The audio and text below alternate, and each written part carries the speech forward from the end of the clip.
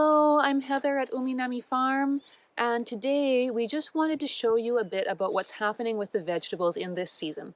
Right now it's the end of February, February 25th today, and we recently shared with our box program customers that we were expecting a lean season. It's really normal for us at this time of year to have less vegetables. This year has been particularly challenging though because of some of the cold weather. So what we're going to do is just take a walk around the farm and share a bit about what's happening with various crops. All right, so let's talk about kakina. If you've seen us at the market or been in the box program before, you probably know these ones that come out in like February, March. They're kind of almost like rapini, but not quite. Usually they're super strong. They survive winter better than anything. This year we're having a few problems. Basically, if you look here, for example, these two plants will illustrate very well what's been happening. Normally these plants are very strong. You can see this one is all but dead. There is one little shoot alive here, another little shoot alive here, but I don't think there's any realistic way these are going to be able to be harvested. On this plant here, you can see more nice green shoots, but like the edge of the leaf has kind of gone brown. Here too, even sometimes very close to the center, there's brown parts on the leaves, which are very hard to clean off when we're preparing the vegetables to sell. And so this plant, thank goodness it's still alive, but I don't anticipate harvesting. Yeah, so like this plant, thank goodness it's still alive, but I don't anticipate harvesting much of anything from it anytime in the near future.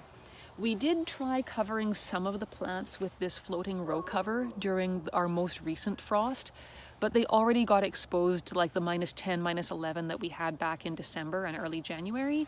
And so they're better than the ones I'm showing you here, but not great still. So kakina is still doing its best, trying really hard, but most of these are having a hard time right now, unfortunately. That being said, we're harvesting what we can. So kale is another crop that we normally rely on really heavily to get through winter. This year, you're probably seeing a theme. It's not doing that great, unfortunately. Let's take a closer look.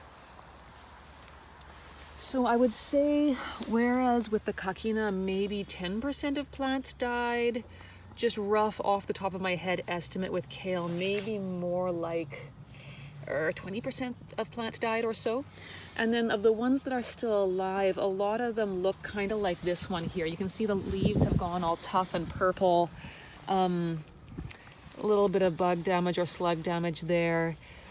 It looks like there is a little tiny shoot doing its best to come out, but realistically, we're not going to be harvesting from this one. If we look across over here, there is one that's doing a fair bit better. You can see some larger shoots starting to come out here, but again, these are not very big. I would want to grow these out a bit more before we harvest them. And so our ability to provide kale in the box program has really been set back. I won't say we can do nothing, but it's been really set back. We also normally rely on kale to produce flower shoots in the springtime, you know, like those kale florets. People like to braise them and stuff like that. This year, we'll see what happens. Hopefully there'll be a little bit of something, but definitely way less than normal. So one of the great things about farming with greenhouses in a mild climate is we can actually start seedlings pretty much all year round.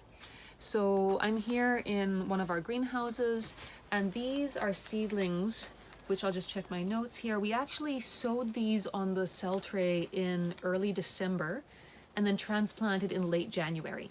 And so you can see they're actually starting to get maybe like halfway to harvestable size, perhaps. This is joy choy here, which is a type of bok choy. And then we have the aka obatakana, which is like mustard greens, and some other various mustard greens and mizunas here. So this is one of the ways that we try to bridge this lean season, is by starting seedlings on the seed tray in December and January, and then transplanting in the early months of the year, just to get a bit of a head start on the growing season.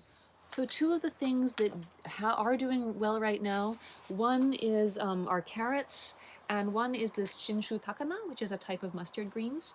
We planted a lot of carrots in the greenhouse back in August in hopes of having carrots through the winter, and that has largely succeeded this year. That being said, our next time for planting carrots will be probably, at this point, it will be sometime in early March, most likely. And those will probably not be ready to harvest until sometime like May-ish, kind of a thing. So until then, all the carrots we have is just this one short row here, which we actually do need to harvest fairly quickly before they start to grow new roots, before they start to make flower shoots, this kind of a thing. So we're really happy that we have carrots to put in the box program, but what we've got left isn't going to last forever, unfortunately. Shinshu Takana is looking great. We really love this deep purple color. These guys will probably be good to go for another few weeks before they start to flower. And so we're really happy to have these guys to put in our box program.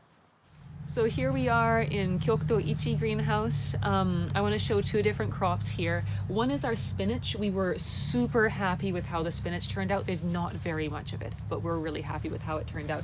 These ones here, they're nice and big and beautiful. These ones were planted, we sowed the seeds in cell trays on October 4th last year, and we transplanted sometime in November, and then they survived the winter. And as you can see, this is what they're like now. That is also all the spinach that we have for a while though. On this side here, we have some greens. We just transplanted yesterday actually, so February 24th we transplanted these guys. And yeah, so this is actually like our usual greens mix. So things like chingensai, that is Shanghai bok choy, chijimina. We have some further down the row. We have some wasabina and some mizuna and stuff like that. And so basically these ones, I'm just checking my notes. So we transplanted these yesterday, and then the seeds were sowed earlier in January, basically. Some January 27th, and then elsewhere in the greenhouse, some that were sowed February 2nd. So we hope these will probably be ready to harvest in another month and a half, maybe. We'll see how that goes, depending on the weather. Here we are in the chard greenhouse. We typically do one full greenhouse of Swiss chard for the winter. They predictably take a beating from some kind of caterpillar over the winter, but they usually rebound really nicely in the springtime. And that's what these guys have done. You'll still see, definitely still see some damage on some leaves here and stuff like that, but by and large, they're looking a lot nicer, more like this one here, more like this one here. You can also see there's a ton of weeds here, which we will need to deal with soon. March is coming. March is kind of the month when all the weeds just start to go crazy. In the greenhouse at least. Now these guys are doing great now. They will probably start to make flower heads over the next month, 6 weeks or so, kind of a thing, and that will signal the end of the crop. But for now, Swiss chard, thank goodness, is looking really great, and so this is one of the things that customers are seeing in the box program. What will be challenging about this February, early March season is that our overwintered crops are coming to an end, and our spring planted crops haven't had time to really get growing yet. The greenhouse you're looking at right now holds greens that were direct sowed on November 5th and overwintered. We have one other greenhouse with similar but slightly less quantity of overwintered vegetables. But the thing is, this plus that small amount is all we've got left of our overwintered greens until the spring greens really get going again. They're looking great, they're looking beautiful, we're super grateful for them. That being said, the supply is limited, and once it's gone, there's no more till the next ones get growing. In the spring, we normally start planting greens on the soil in the greenhouse as of the end of January. So January 27th, this was our first direct sowing of komatsuna. You can see they're kind of like at the 1 or 2 true leaf stage. Greens typically take 2 months between sowing and harvest, and so we expect to maybe start harvesting these at the end of March, perhaps.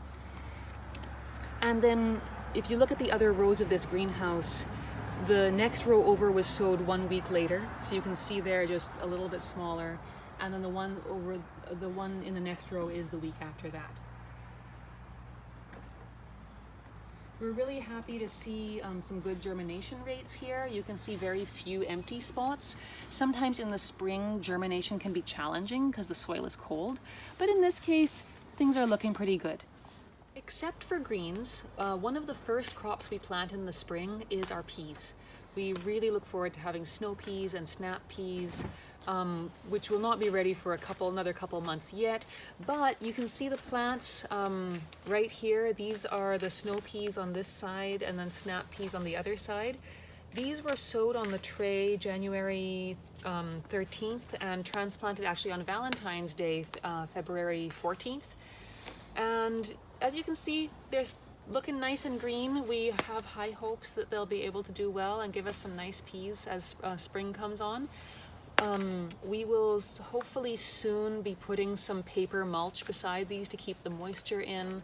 And yeah, we've got the trellis here all ready to go for them to climb. So we're hoping for the best that there'll be peas before long. Thanks for watching. We've just given you a little update about what's happening here at Umi Nami Farm right now. We're hoping to do another update maybe in another 2 or 3 months, and we look forward to seeing you back.